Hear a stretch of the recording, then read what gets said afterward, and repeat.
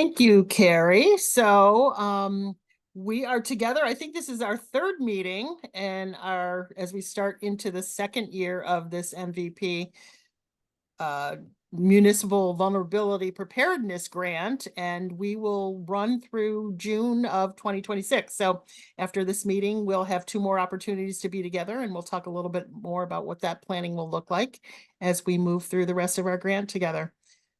And are you So seeing the right screen? Are you seeing the I actual am. slide? Okay, great. We'll pop to the next one, please. And with our agenda, we'll start just after I go through the agenda here with Kleinfelder giving the project updates. We'll hear from the town on why that's important. And then Nepro will kind of put it into the context of what it means for the Stoughton community. So then we'll move to Chief Carroll and the emergency preparedness. And then we'll have some questions. We'll do a little bit of discussion and then talk about planning our next meeting, which we hope will be a little bit more public facing. So with that, I will pass it to Eden and Kleinfelder. Okay, awesome. So yeah, like I mentioned in my intro, this project has been ongoing for about a year at this point. So we've gotten quite a bit of work done, but there's still some important work ongoing. So Seth and I are going to summarize what's been done and then let you know what's happening now and then in the future. So next slide. Just a quick recap of the high-level project goals. First, we wanted to create an inventory of all town-owned culverts, which was based on the existing inventory, but just made sure that it was cataloging everything. Then we were going to take that inventory and compile info about flood risks, structural conditions, and social and environmental impact for each culvert. Most of that was done last year, but some of that's still ongoing. And then using all of that info, we're going to prioritize which culverts are most in need of repair and replacement. And then once we have that final list, we're going to create concept designs, cost estimates, and funding plans for the highest priority culverts. So next slide. So this is just kind of a snapshot into what our prioritization planning looked like. So the main things that we did in year one were looking at flood risk, ecologic sensitivity, and social vulnerability. And all of that was used to create this map that could show us which culverts were in more of those priority sort of areas. So for flood risk, we looked at things like FEMA maps, a precipitation-based flooding model that was created in 2023, also by Kleinfelder. We looked at roadway flooding, and we looked at the results from the townwide flood survey that a lot of you folks help us circulate. Ecologic sensitivity has to do with culverts that intersect with larger streams, things that might have more sensitive wildlife. So we have a few layers that looked into that. And then social vulnerability is mostly demographic based. So marginalized communities. Most of Stoughton actually falls into what the state considers an environmental justice community, which is the most important. So that's something that we're taking into account. And then we also have Justice 40, which is another similar metric. And then the final prioritization element, which is still ongoing, is the structural conditions. So those inspections are happening now, and they will be happening for the next probably like few months. So that's going to factor pretty heavily into our prioritization. Next slide. One other thing that we did last year were site investigations. So these were kind of a precursor to the full-scale inspections that are going on now. Basically, me and another colleague looked at every single culvert on our list and just gathered basic info like the exact location, the material, the size, sort of a first glance structural condition. And all of that info is being used to inform the inspections that are going on now, particularly the size, because we are doing CCTV inspections right now, which is where we use a camera. But in the future, we're also going to be doing walkthrough inspections for culverts that are big enough and dive team inspections, which is very exciting. Those are going to be for culverts that are large, but mostly underwater. So this is just a snapshot of the type of info we collected and me at a culvert. Next slide. So all of that info, excluding the structural inspections, gave us a list of preliminary culvert rankings. So we are expecting that this list will change quite a bit once we have structural information. Obviously, there might be culverts that ranked lower on the priority based on those other factors, but are in disrepair, and that would shoot them up the list. But this is just a snapshot of what we're seeing so far, some of the areas where these culverts should be most highly prioritized. A lot of that's coming from the flood info, but the other factors are definitely influencing these results as well. So like I said, this list will change quite a bit, but it's already being useful so far for how we structure these full-scale inspections. So next slide. And I'm actually going to turn it over to Seth to discuss the current phase and what's upcoming. Thanks, Eden. Yeah, so as Eden mentioned, the main focus right now is the structural condition of the culverts. There's about 70 in the town that we're currently looking at to get a sense of what's the current condition, which are in the most immediate need of replacement from a structural perspective. And that'll play into our overall ranking when we decide which ones are the highest priority. So this past week, actually, we were doing CCTV inspection. So that's when we were driving a camera on a little robot through all of the smaller culverts that weren't big enough to walk through. So we've received footage for all of these, and we have a team of our structural engineers are reviewing that footage to assign a rating to each of them. And things that go into that, they're looking for cracks, they're looking for structural deficiencies, collapsed areas, if the head wall is intact, things like that. Really just informing how does it currently look, and it gets a grade of 0 to 10 that kind of indicates what level of repair or disrepair it's in. We've at least visited all 70 of them with the camera. A few of them have been inaccessible at the moment due to either being clogged or filled with water. So we're kind of working through a plan with that, but we're kind of in the midst of that. In addition, we'll be doing walkthrough inspections for the larger ones. So the picture here is a good example of one that's large enough that we can just walk through. Our structural engineers will check out for any sign of structural damage. This is an example where it looks pretty new. This is probably going to get a good grade.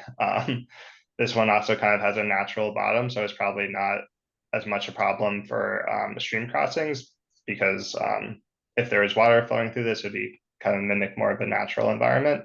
But those are other things we'll be looking for. And then finally, we'll compile all that information and kind of regrade the scores that we look at. So we'll have a new list of priorities that includes all of those factors. Next slide. And then just real quick, kind of where is this all leading? We'll provide information for all of these factors. So flooding, ecological risk, structural, etc., for all culverts in town. So it'll be a really comprehensive list. But then we're going to narrow down on the top 10 that bubble up. And for each of those, we'll be looking at putting together some concept designs of what a culvert replacement would look like. So for some of these, if it's an ecological sensitive area, we might take into account a stream crossing. That's what the picture on the right is showing, is if you're designing to have a healthier stream crossing, what might that look like replacing something that's smaller and maybe perched and doesn't allow passage of wildlife with something larger. We might just do this for flood risk anyways. So it could look like something like this, but we'll be coming up with those concept designs as part of this for this top 10. We'll also be putting together cost estimates so the town can plan a little bit better for what they may need to do in the future. And we'll be looking into grant funding opportunities and giving some options to get funding for those moving forward. So our hope is that is kind of an actionable list that can really move forward with following this project's completion. I think that's all we have from our end. That's awesome. Thank you. I'm gonna pass that to Craig and see if the town has anything they want to add as far as why all this is important and how it intersects with next steps and what we're doing moving forward from the town perspective. Yeah, absolutely. Thank you, Karen. Thank you, Seth and Eden, for your presentation. It's a good summary of where we've been. Just to kind of summarize just a little bit more, we all started, this is our second MVP action grant. So that's the Municipal Vulnerability Program, Vulnerability Preparedness Program. And in the first one, we performed a hydraulic and hydrologic model of all the stormwater infrastructure in the town. It's basically a flood model of the town. So we were able to, get a inventory of all the stormwater infrastructure, and then we could route storm water through those various pipes and culverts and things, and see where we had problems, see where flooding occurred, where we could expect it to occur at more depth in the future when climate change has its impact and we see more and more rainfall in the future years. So we're taking that tool and we're bringing that to the next stage in this particular program, where we are analyzing those culverts that go underneath the roadways and through the woods and carry the stormwater away. And we're actually inventorying all of them, taking a look at their structural condition, and we're going to use that information as a town. We're going to prioritize where we have the weak spots, based on environmental impacts, or if this culvert fails, is it going to restrict town residents from being able to access town resources, such as get to the, a shelter, or is the fire department not going to be able to cross a road if it's flooded, things of that nature. We'll develop that priority plan and utilize that to incorporate that into our capital improvement plan, because as you can imagine, replacement of these culverts and this various infrastructure can be very expensive, and it's important as a town, from a town standpoint, that we prioritize and spend our money wisely, and we identify where it's most critical to invest those resources. So this is a really big resource for the engineering department, for the town in general, and I think the program is very beneficial for us. So really appreciate everything that we get put into this and we'll get out of it in the future.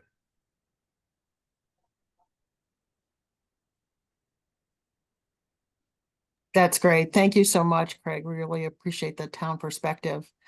So moving on, I'll highlight and recall for us some of the things that came about as a result of the survey information from town residents that was conducted last fall, this time of year. So next slide, please. So people were most concerned about the impacts in Stoughton to natural resources, societal vulnerabilities of a public health nature, and vulnerable populations, municipal structures, and also the town services. As we move to the next slide, as far as infrastructure, the main concerns were disruption to energy systems, damage to residents, of course, home or apartment, and also interruption of water supply, septic, or sewer services. As you'll recall, we had about 135 respondents, which we felt was a pretty good response, and it really was some good intel into shaping kind of how we look at the engagement aspect of the project. So as far as businesses and municipal operations, the most concerning aspects for residents were access to food and water, emergency services, and of course, access to medical services, as you might imagine. And next slide, please. As far as priority populations, most people had a concern for the well-being and safety of seniors, people with health conditions, and people of lower socioeconomic status.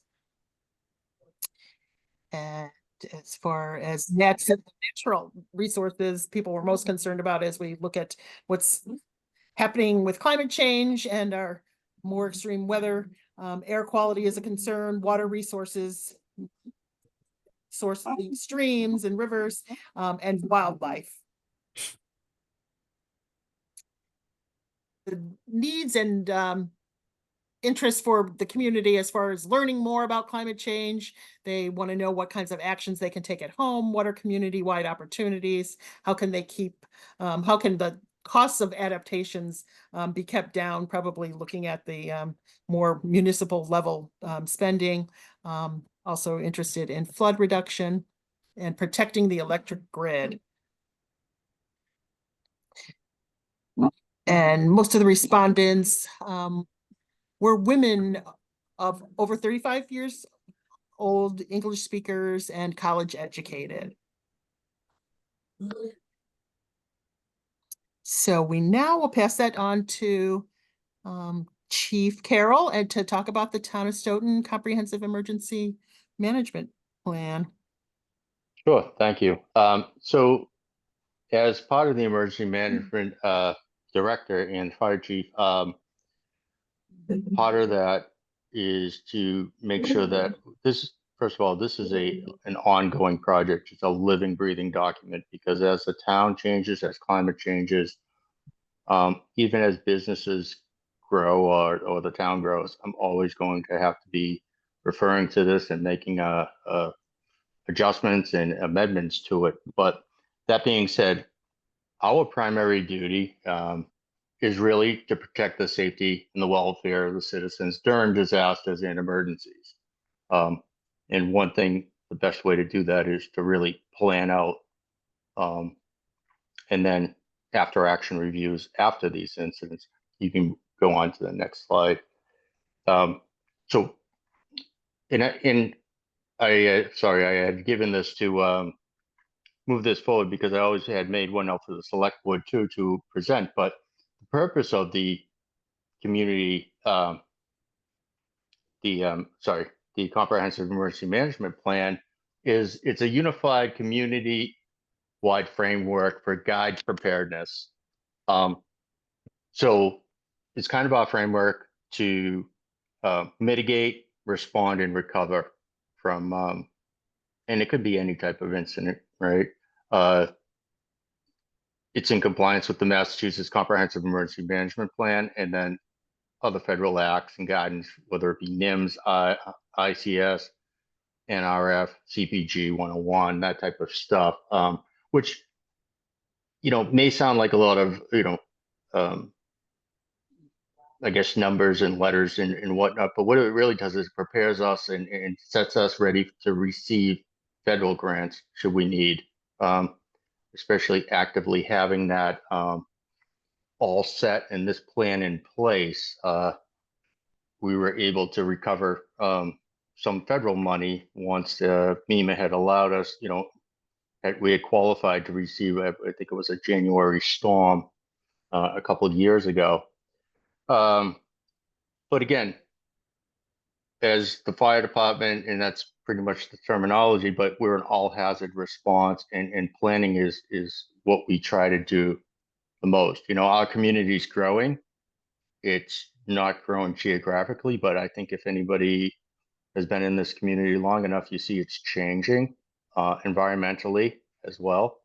And this infrastructure, whether it be the culverts or any type of road structure, if those aren't in great shape, really that it prevents us to respond to those critical incidents.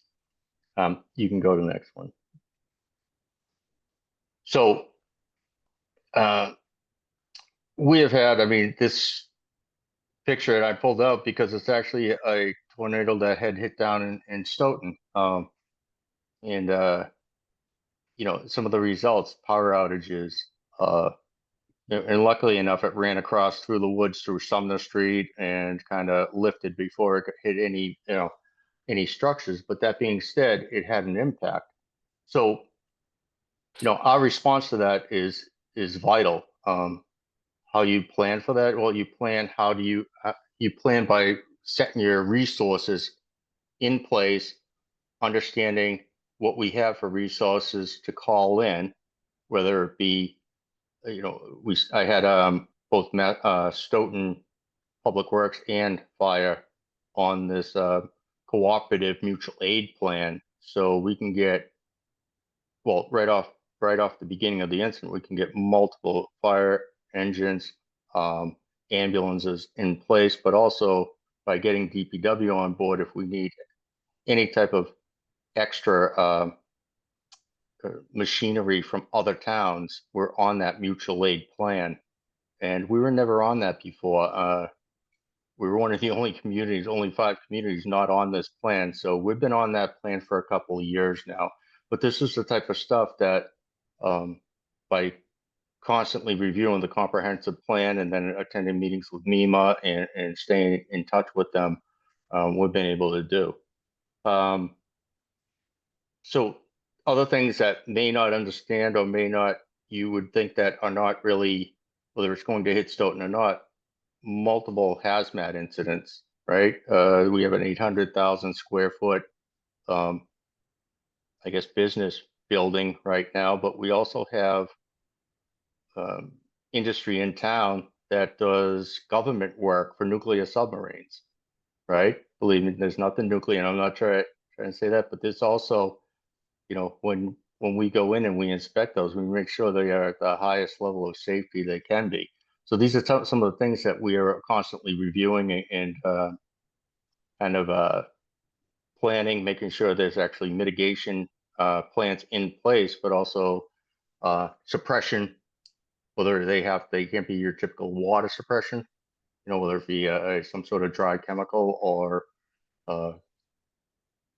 I apologize, like a purple K type extinguishment agent that is needed so that this is maintained to or mitigated to the area of exposure and it doesn't release into the atmosphere.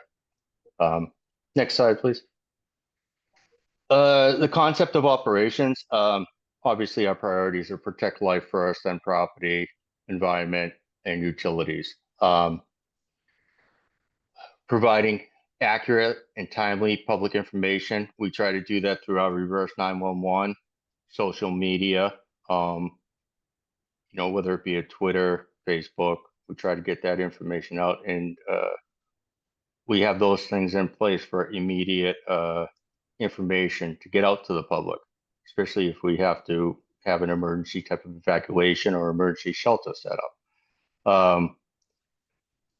Again, if it's if it's a I guess prolonged event, right? If we have to set up a shelter in Weymouth, it's kind of a regional shelter. If we just have to use the high school, where we just have to keep it local, and then a plan activated by EMD. So we would actually implement that plan, which would call in more resources, which again, under the NIMS or Incident Command System, we would have to get a finance person, a logistics person, a planning person to actually run that and run under our unified command, along with police and your typical agencies that would show up. And then if it gets to a federal level and or state level, whether it be MEMA, I was part of I was in charge of the evacuation, the EMS side of the Brockton Hospital evacuation, while Chief Nardelli from Brockton ran the fire side of that. And I can tell you, we had everybody in from the, again, MEMA, DOT, our Region 5 EMS to the state EMS, and activating the mass mobilization fire plan, responding, you know, hundreds of ambulances and engines. So, but none of that would have worked if we didn't have a plan in place first. So, you know, the idea is to kind of let an operations flow, have an emergency operations center where we can all meet and basically quarterback that incident from a isolated location away from the scene so we can really have some good information coming in and getting back out. Next slide, please. All right, so that leads us to the emergency operation. Right now, we're just kind of earmarked 1550 Central Street will be the upstairs. It's not really considered emergency operations center under federal or state guidelines, but once Freeman Street's finished, that's going to have all the technology and communications on that first floor to be able to run a large scale incident. And that we just left this in here from a previous emergency plan, but you know, the town hall as an alternate And then activation levels would be a monitoring, partial, full staffing. And that starts getting into what the incident dictates. And really the function is situational awareness, resource allocations, and then recovery. Recovery is transition, and that's the longest, most difficult part to actually run through an incident, only because it means trying to either get people back into their own house or relocate them at it for long-term stay, making sure that they have their medications, make sure that they have, a place if they have pets, they can stay with their pets. It's sort of a small scale of what we do at like an apartment fire where we had at Wheeler Circle. But it's a continuous that goes on for days. We don't stay on that incident, but this is the type of stuff that, it you have to allocate money, resources, and then a tracking with that as well. So it really takes basically a whole village to run one of these. Next slide, please. So roles and responsibilities. Police obviously is law enforcement. They provide security when, unfortunately, it's just the reality of today's world. If there's a large scale incident and just say a tornado goes through and destroys, sections of houses, you still want to secure those houses, because just because the incident has passed, people can't just walk back in and either put themselves at risk, but also, unfortunately, in today's world again, looters or people take advantage of this. And then traffic control is obvious part of it. Fire EMS, again, we're all hazards, whether we're doing some sort of suppression, hazmat, EMS, which will utilize a lot of resources, and then inspecting for safety. And then we go into tech rescue and whatever other types of things that may require. Public Works, they're really doing the major cleanup. Large scale snowstorm and we can't access certain areas, with the plows. So we all have to be working together. Public health is going to monitor the, disease control, tracking that, right? And so, unfortunately, there is sometimes some depth to these, and mortuary support is certainly, part of the problem and one of the obstacles we ran into at the Brockton Hospital. It wasn't a result of the incident itself, but it's still their morgue was no longer in use. So we had to. These are things that you only really pick up on and after act, deal with it in the immediate, but then after action, we should really have a plan for this. And then schools, school safety, shelter sites, transportation, that's multiple buses, having those contracts in place, being able to call a busing company for a large scale movement of people. And then tracking, where are those people going? Other hospitals, shelters, because family members are going to be calling, having a call center. So you can see how this really can escalate as the incident grows. What's nice about it is with the incident command system, it builds out as the incident builds out. It's really probably what I think is one of the best ways to manage these. Next slide, please. Communicating to the public, internal communication, which would be between the agencies, emergency operation reports. Web EOC is something run by MEMA that we can get online. We can post stuff. We can put stuff on so the rest of the state has an idea of, what's going on in Stoughton. And MEMA can pick up on that and dispatch resources to us. They have a large warehouses in Franklin, Mass. that have anything you could ask for: generators, portable generators, or even if that's a large generator that has to stay on site for multiple days. Public, we want to reverse 911, wireless reverse, wireless alerts, apologize. TV, media, radio, social media, accessibility, translation is one of the big things with the hotels and the migrants living in the hotels was we had transported a lot of people, but there was no communication. Even Google Translate was not working for the Haitian Creole community. So, you know, we had to come up with something else and actually hire a translator for that particular language. And now we have something in place where we can make a call and we can have a translator on the phone within, I think they said 10 to 20 minutes. So these are all things that, again, until you're out there and you're doing it, you don't run into these obstacles and you try to find a way to mitigate that. And then we have a PIO, Public Information Officer, from all entities that's going to actually update the media, public, and make sure that that information, the important information, is getting out. Next slide. Recovery and finance. This is the long, prolonged part of it. We're going to assess the damage. We're going to have debris removal, restore utilities, and that I know is probably one of the most frustrating aspects for not only the people without the power, but even myself trying to get the power back to those people. And so you understand it comes through the priorities, right? The priorities are hospitals, healthcare facilities, public safety, and then schools. If schools in session, that will be a big priority. But then getting those neighborhoods back and understanding the town of Stoughton. The town of Stoughton is fed electricity the same way the roads were put in, because we found a wire down in Brockton that fed a whole side of Sumner Street.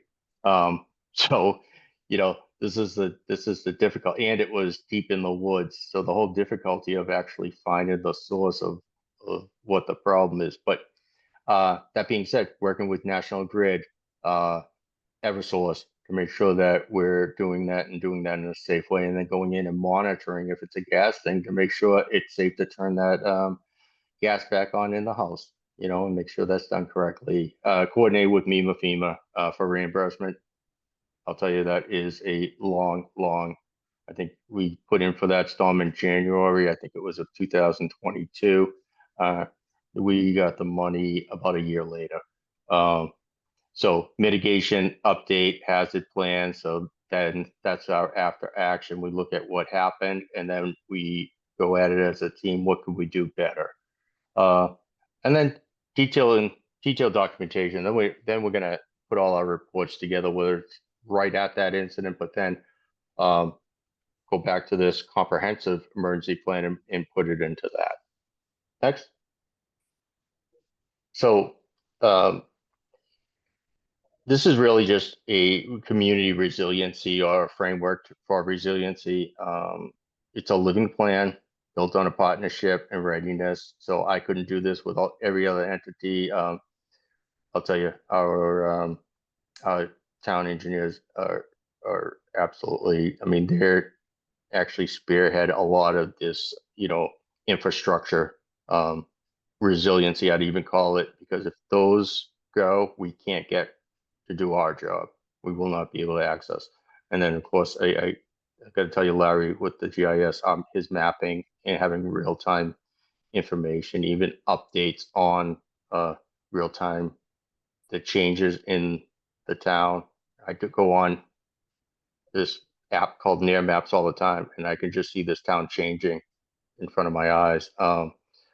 Select board and leadership officials to success if sometimes they have to make those decisions or allow us to make our decisions, but have know that we're doing the best for what the town is to recover.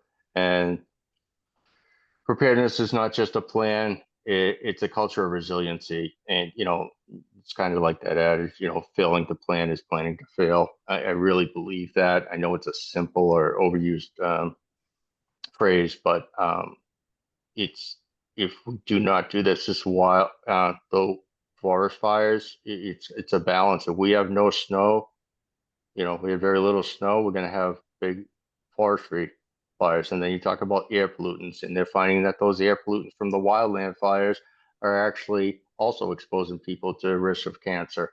And this just came out of a study out of California with those wildlands. So this is all stuff that plays in the back of my head. It's not just a matter of, stopping the conservation area from burning, but it's, it actually releases the toxins, right? So it pollutes the atmosphere as well. So again, I really got to tell you, like, this is my scope of my idea of how this all falls into place. This is what I do along with the fire chief or the all hazards response. So, but if you have any questions, I'd be more than happy to answer them. Thank you. That's great. Thank you so much, Chief Carroll. Yes, we are going to questions that people might have. Did you go on to the next slide, Carrie? I'm not sure. I don't see anything in the chat, but feel free to raise your hand or just come off and ask. And we'll see what we can, we have some time to get some questions answered. Well, I'm not in chat. Can you hear me all right?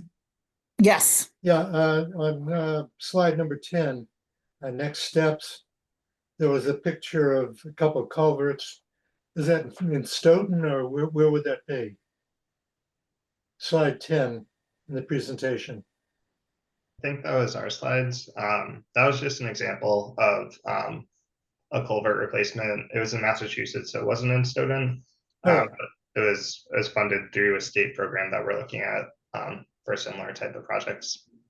And unrelated to this, are there any inspections in town for fire suppression, sprinkler heads, so that we won't have something like what happened in Fall River?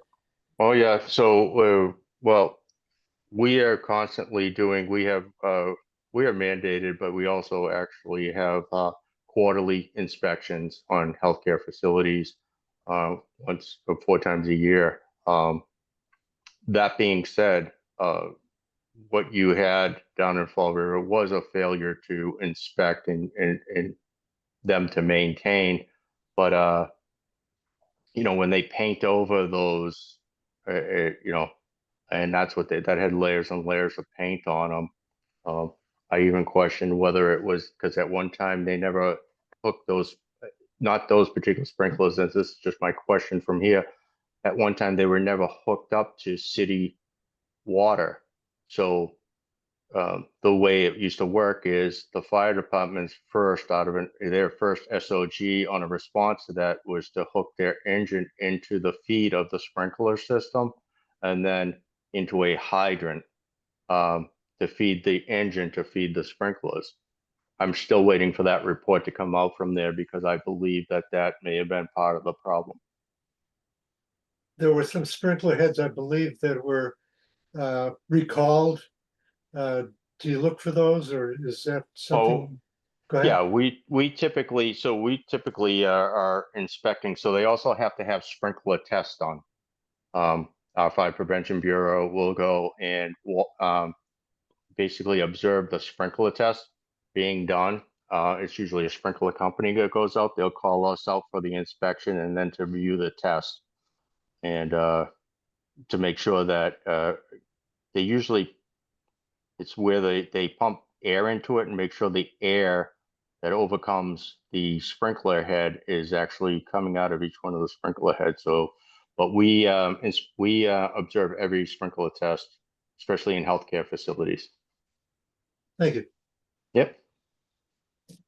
Rich Terry here. I have a question to whomever can answer it. One of the slides described Stoughton as being categorized in Justice 40, or not. I couldn't quite write down quickly enough. I was wondering if anyone could explain what that means to us.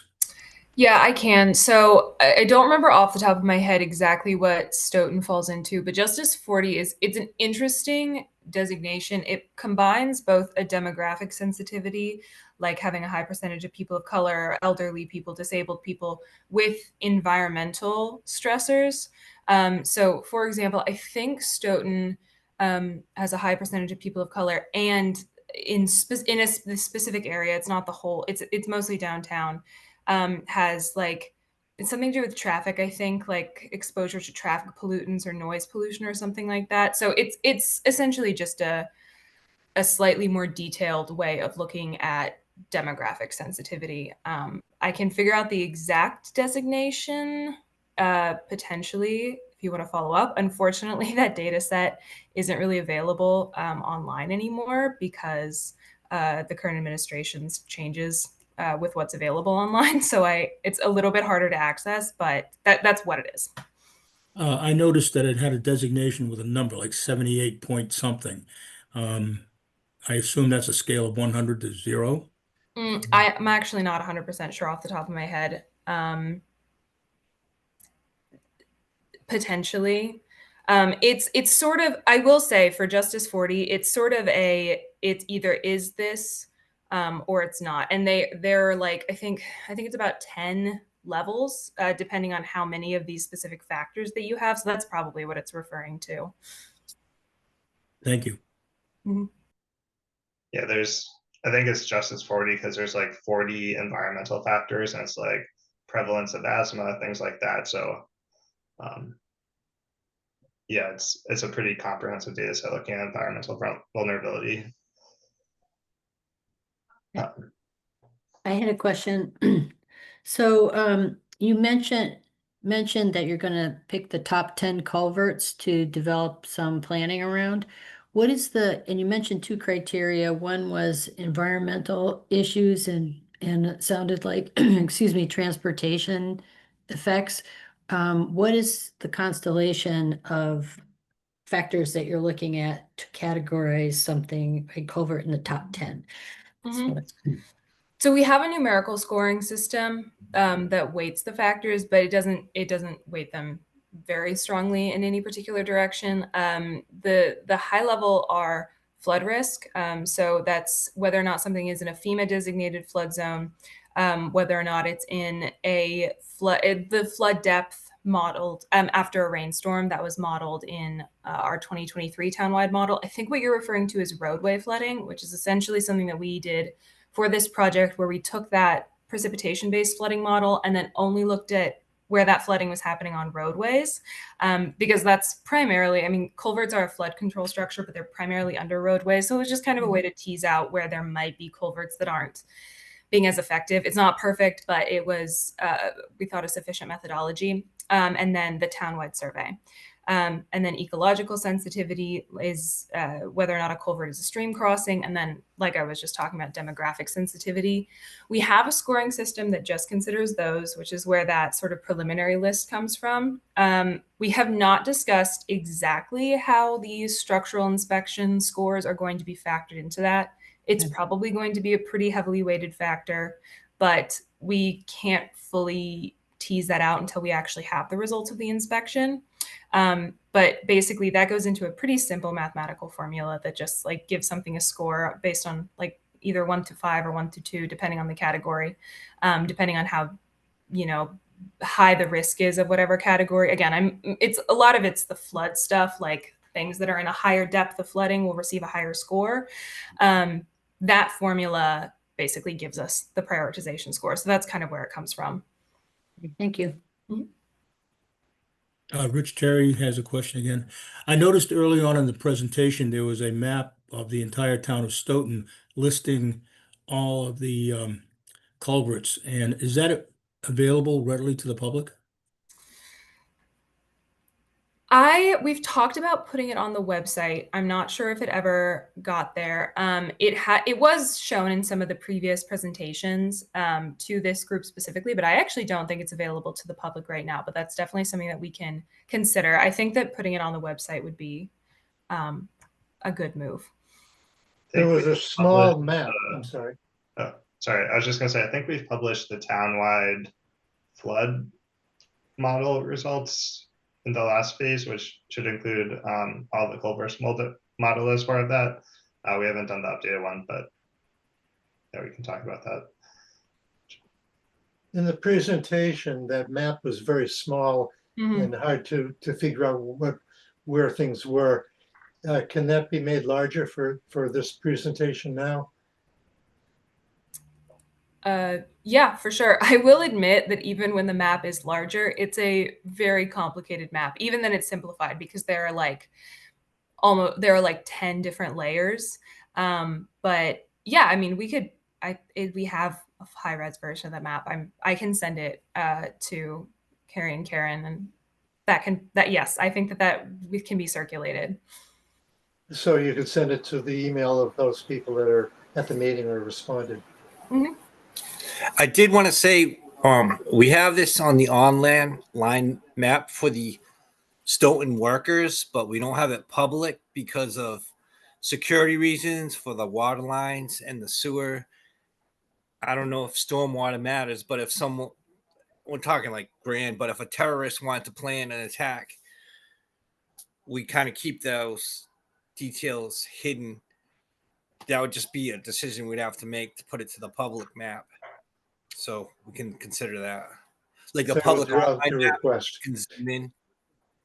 Yeah, I think we might be reluctant to put the culvert mapping up on the website. You know, we do kind of keep the infrastructure a little close to the vest, just for, you know, certain reasons. You never know if somebody wants to go up and, you know, dam up a culvert and create some upstream problem. So we typically do not publish that type of thing. And some of the maps that we do put out related to flooding might show the areas that do flood. And if, you know, you're a smart guy, you can probably put two and two together. But we really don't, you know, publish the intricate details of that infrastructure. Okay.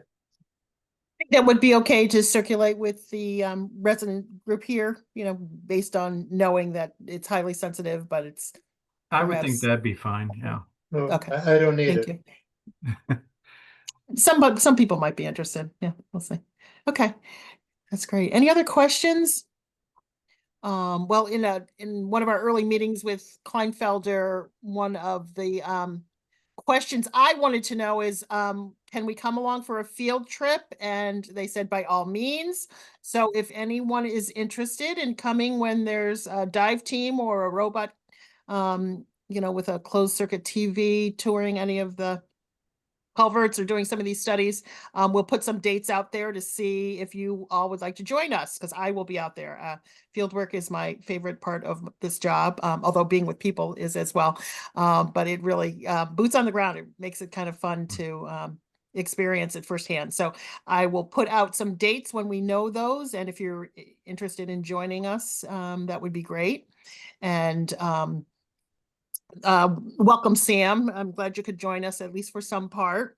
But you know, as we've yeah, no, that's fine. As we've learned, and thank you, Chief Carroll, you know, emergency preparedness saves lives, and that's why we think this is so important to talk about, so important for a community to know more about, because as we've seen, you know, last summer, the mudslides down in North Carolina, the wildfires in California, the wildfires that touch us here in Blue Hills, and then this Yeah. summer, the extreme flooding in Texas. It is imminent. It is upon us, and we don't ever completely know how it might strike our communities, our watershed, but we have to be prepared. So I think this is scratching the surface. We'd love to join a group of you together to help us plan something larger for more residents in Stoughton to come together around this information. And whether that's, you know, of course, the chief giving a presentation very much like he did, but also how can you individually prepare for these different things? Like, we're coming to winter. What kind of kit can you put together to be prepared? We're coming to heat season. What kinds of things do you need to be aware of? So if there are interested, you know, team members, residents that want to come together to plan something for probably the first quarter of next year, to open this up in a more public way, it'd be great to have you join us in that space to plan and to present something and invite all of Stoughton to come and learn more and be ready for whatever those unknown things might be. How's that meet with people? What are people thinking? What is this? I was waiting for someone else to speak, but no, I appreciate it. You know, as I'm sitting here understanding how these all connect, because sometimes you can't make that connection. I'm trying to prepare for, you know, in my everyday stuff, but the emergency preparedness, or actually my response or our response to incidents and how they play out. But really, it starts here, and or just making sure ultimately that everybody knows where to go for resources or what is available to resources. Some people don't even realize. We've had people staying in their house with no power for days, and make that call like, here's how we can help, right? We just don't respond to fires or EMS, right? We will get you somewhere safe and warm, or even just a charging station, cooling centers, and but it's one of those things like, we don't, fire department, you call, we come, but we don't go out knocking on doors to, hey, what's going on? So if you can come to me with any type of information, or if you typically have trees falling down by power lines all the time and you just deal with it on your own and wait for the National Grid to show up and remove them, and maybe there's something we can do to kind of keep an extra special eye out in that area, in that location. It's I think just the only way to communicate is the way that we can really stay resilient as a community. The climate is changing, the town is changing. Again, if it wasn't for actually in building a fire station, understanding the engineers about, you guys will appreciate that. Actually, Mark will appreciate this, is rainwater runoff, and understanding that underneath those parking lots is actually a whole system that you just never see from the street level, but you just put 800,000 square foot buildings with massive parking lots. Is that water going to flood the streets? And to understand that there's actually a filtration system under the parking lot, which I'm sure was reviewed a million times by both Craig and these guys. I'm sure that was but it's vital. It's not even important. It's vital, because that would offset that whole area, right? Yeah. No, making these connect and understand and reaching out, but I would have the public reach out to us too is important.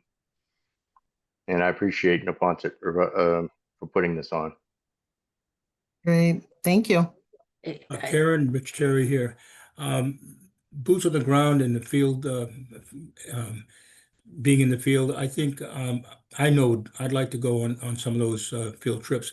And I think the public needs to know that this project is undergoing and underway, and the reasons for that, because so many people think no one's doing anything for me or the town, when in fact it's just the opposite. It just isn't publicized. So the public relations side is equally important. And we have two billboards, one down by the Steep Hill Brook at the pump house and one up by the DPW. And that's just a great way of advertising to people stuck in traffic waiting for the light to change. We could advertise so much over so many different topics, and we have a standing audience or a stalled audience who's going to read it because they have nothing else to do. So those are just two ways we can get the word out. But I look forward to the field trips. That's great. Thanks, Rich. Yeah, if I saw you, Patricia. Yes, please. Yeah, I'd be very interested in the public outreach, because I thought it was really interesting how narrow the demographic of the respondents were about the flooding. And so it's clear that there's a lot of work to be done to expand the knowledge base of the town residents about what's going on with flooding, climate change, and as Richard was saying, these are the things that are being done for the town. So I think public outreach would be really, really important. And also because of emergency management and how there's between flooding issues and emergency management, there's a linkage there that is helpful to kind of start conversations. So I think it's really, really important. Excellent. So we have you signing up for sure, Patricia. Thank you to help us plan. Jasmine, I appreciate you offering at one point to help us recruit maybe some youth that might be involved.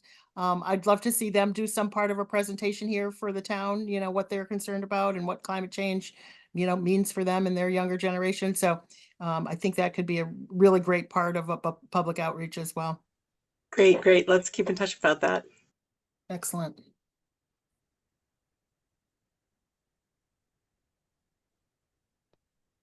Anyone else? Any thoughts? We have just a couple more minutes. I think, Karen, I'd be interested in going on that field trip too, to, look at the culverts, and I'll consider bringing a friend along. There you go. And maybe, I don't know if public access TV would, bring a camera along or do something that might get some PR out there, but that might be a fun thing, right? Put something up on Facebook and look at what this grant from the state is doing. And here we are out here investigating, and there's a cool robot involved, right, Eden, that could get some press and draw some interest. Yeah, I mean, like I was saying in a meeting earlier, I think the robot is like weirdly kind of cute. It has like this little the camera, I don't know, and it has like wheels. It kind of looks like the Mars rover, but like much like Miniaturized. Yeah, like miniaturized and much like flatter and longer. I don't know. I find a lot of things cute, so maybe it's just me, but it's cool. Yeah. Yeah, Some good Karen, PR. when is that field trip, Karen? We're gonna put out some dates. It'll probably be mid to late October. So there'll be a couple opportunities. There'll be some divers in town. There'll be some robots and some really interesting things going on. So I will let you all know, and we'll figure out how we get out there. Yeah, I'll probably be interested in going for that as well. Okay. And by the way, I'm sorry that I came in late. I'm 5 hours ahead of US time, so it's very late here. We're just glad you I made it was for sleeping. some. Thanks. Where are you, Sam? I'm in Nigeria. Oh my goodness. Well, you can watch the recording, so we appreciate you I waking up will. to join I us. hope you're having a wonderful trip. Oh yes. That's awesome. I'm all over the place. Lagos, Abuja, Ogun State. So I've been all over the place in 1 week. Oh, good for you. That's amazing. And then with your Stoughton, back to your Stoughton neighborhood now. But awesome. exactly. That's great. And it's actually funny. I had a power outage a couple of days ago. And so of course I got a notice from the electric company.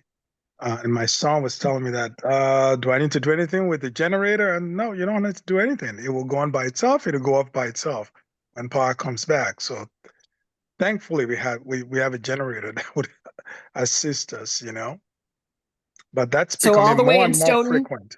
Yes, So it happened in Stoughton and it notified you in Africa. correct. Yeah, that's great. That's great. Well, excellent. I feel like we've really made some great progress here in this meeting. I've learned so much, and I appreciate you all being with us. And we will follow up with dates and pull some people together to hopefully plan, like I said, a meeting the beginning of next, or like probably March. We'll let some of the bad weather months go by, and then maybe prepare for something in March. And look forward to moving these things ahead and hearing more as we move towards the end of the grant. We'll have one other opportunity to get together probably in the spring as well. So that's what's ahead for MVP 2.0 Stoughton. Right. Karen, one last comment. Is there a timeline, anticipated completion of this study, and when the work would actually begin to rehabilitate these culverts?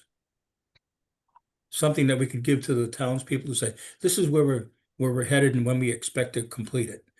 Yes. So the grant will be completed the end of June, and then I'll pass it over to Eden, Seth, Craig, whoever, because the next steps will come from the plans that are generated from this grant, and then that would move to pursuing more financing and financial support and all kinds of new timelines. Yeah, thanks, Karen. Yeah, Rich. So once we complete, this particular grant, we'll take that information and incorporate it into our capital plan. I mean, if we do the structural analysis on any of these culverts and find that some of them are crumbling, they're going to rise quickly on the list in our capital plan, right? So we'll get them, high priority to be repaired or replaced. Other than that, we'll evaluate. We'll go through that prioritization weighting system that we've devised and incorporate the upcoming information that we're gathering, and we'll develop the list from there. and put it onto the capital plan. So like I say, it depending upon the urgency that we figure out, that'll dictate where and when it gets placed onto that capital plan. Thank you, Craig. One last comment about the divers and the robots. That would be a great PR lead when these dates are set as something we can pique the interest of people who don't seem to know anything about it or don't think it's an important idea. This little gimmick might get them to turn their heads and say, this is an important thing. And it can be fun doing it as well. Yeah, I think that's a good Absolutely. point. Yep. Yeah, most people aren't interested in stormwater until it's filling up their basement or it's outside their front door and they can't cross the road, you know, so Mhm. when we're doing a good job, you know, keeping the system flowing, you know, nobody's really interested. So it's Right. be a good Right. opportunity, I think, to kind of get some PR out there. We'll see what we can do to get that done. Promote it all. Yeah, that's great. Very good. Well, you get 2 minutes back, and I thank you so much for your time. There's so much we can do in an hour and 15 minutes. That's really amazing. It's good to see you on virtual, but look forward to the next being a hybrid and seeing some of you in person. So that'll be great. Thank you. Thank you.